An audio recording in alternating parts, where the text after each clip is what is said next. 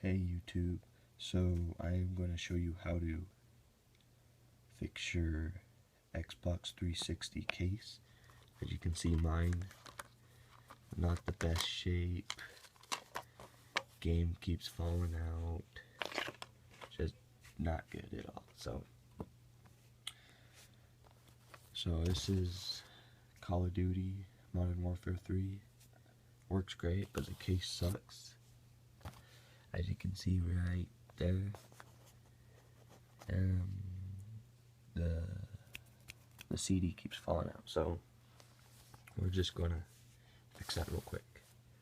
So we all have that game that we don't use, so like I have an original Xbox game, I don't play it, so I just took the case. I don't want it, so here's the case for it. Works great, opens,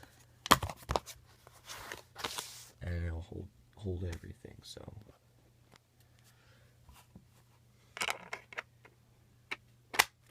see,